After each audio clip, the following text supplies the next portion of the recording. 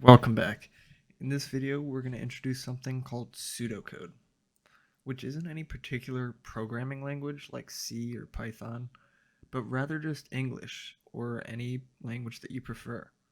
And we'll use this kind of shorthand notation to formalize our thoughts and algorithms before we actually start writing them in code. And with these examples, we'll start to see some common programming constructs that'll be available in almost any programming language. These constructs include variables, conditionals, loops, Boolean expressions, functions, and much more. Now, if you haven't watched my video on Introduction to Algorithms, make sure you watch that first because we're going to be using these same examples from that video to introduce pseudocode. Now, generally when a programmer starts a project or starts working on a problem, they'll first give themselves an outline of sorts using pseudocode so that they can generalize their ideas more methodically and in a way that we can represent using code. In the last video, we had examples of searching a dictionary for a specific word, and we're going to try to express this idea of a searching algorithm, not verbally like in the last video, but this time a little more formally by the way of pseudocode.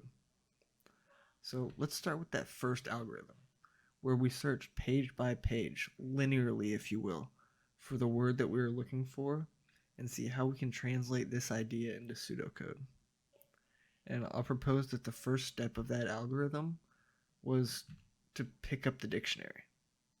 Okay, the next step would be to open to the first page, and then we would check if the word is on the page. What do we want to do?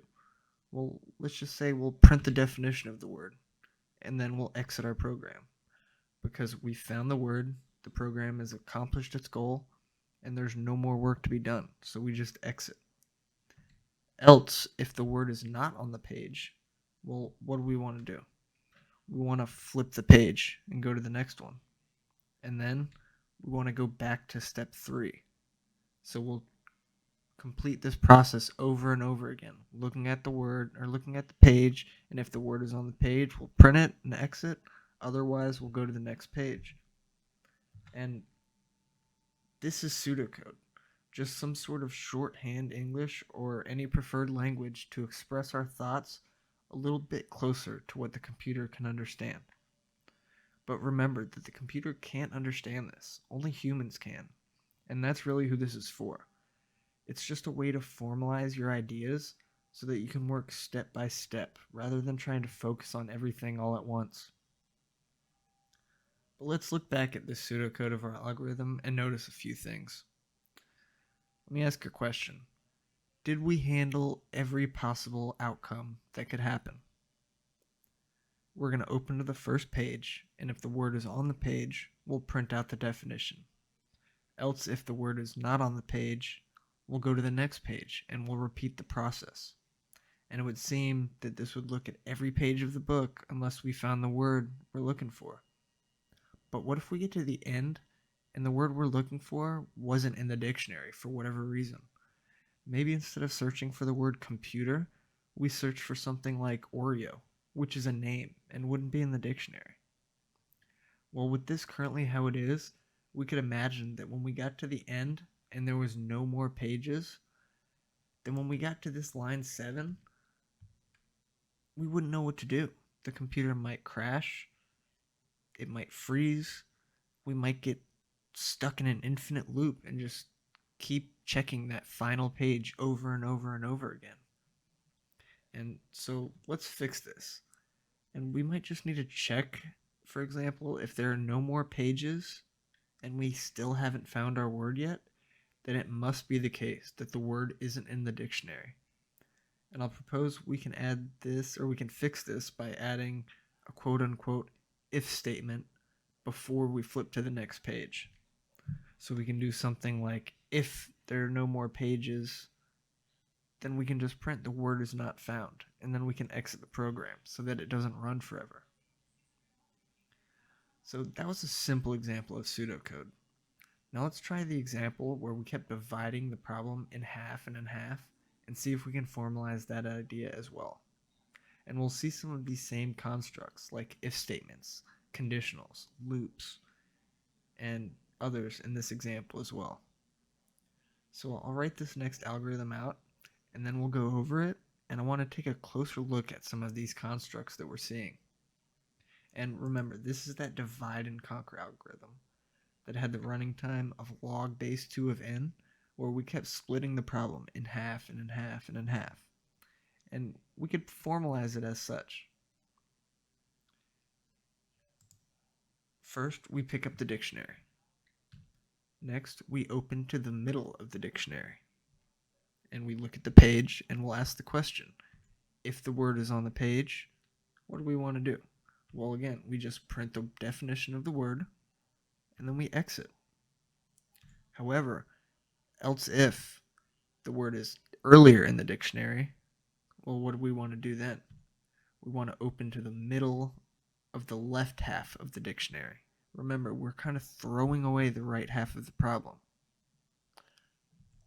And then we want to go back to step 3. We want to look at the page, check if the word is on the page, and print the definition if it is. Else, if the word is later in the dictionary, however, we want to open to the middle of the right half of the dictionary. And then we want to go back to step 3 and perform this again. And with this, it would seem we've conveyed this idea of a divide and conquer search algorithm into pseudocode. But again, there's this final case that we should probably address. What if the word we're searching for isn't in the dictionary at all?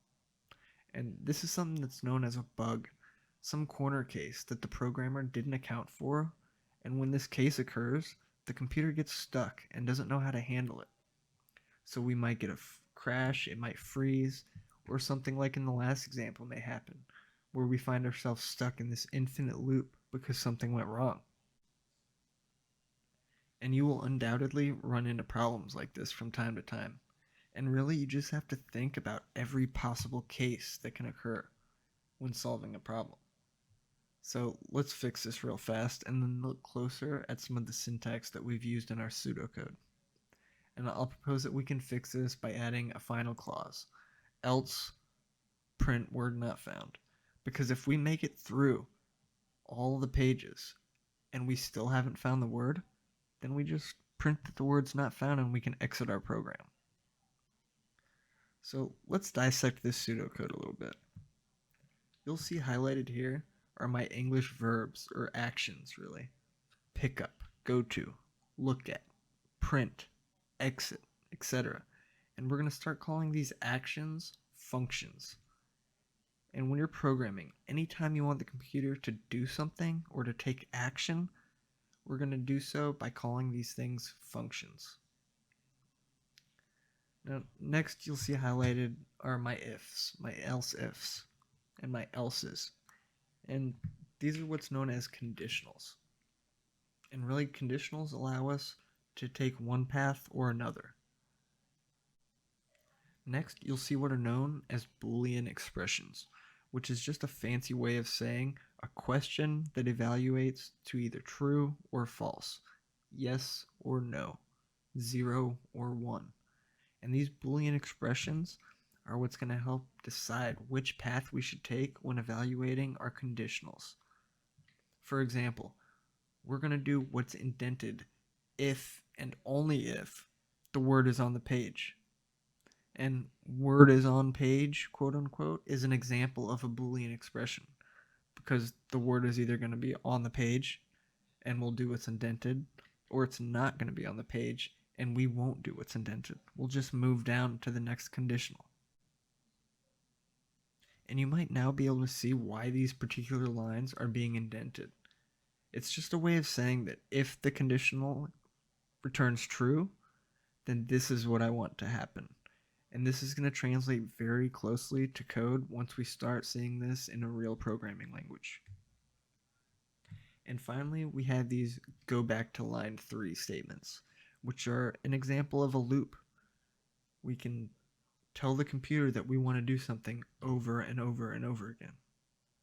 And these are the kinds of constructs that we're going to be using when formulating ideas from real-world solutions and eventually translating this ultimately into a language that the computer can understand and execute.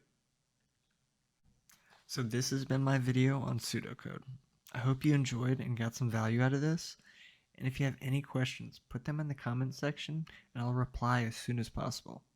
And now that you have the ability to write pseudocode, I want you to try to formalize your idea of that sorting algorithm that I left you with in the last lesson and post your algorithms in pseudocode in the comments section. So thank you all so much for watching, and in the next video we're going to introduce you to a real-world programming language and understand how we can translate this code we'll write into something that the computer can understand.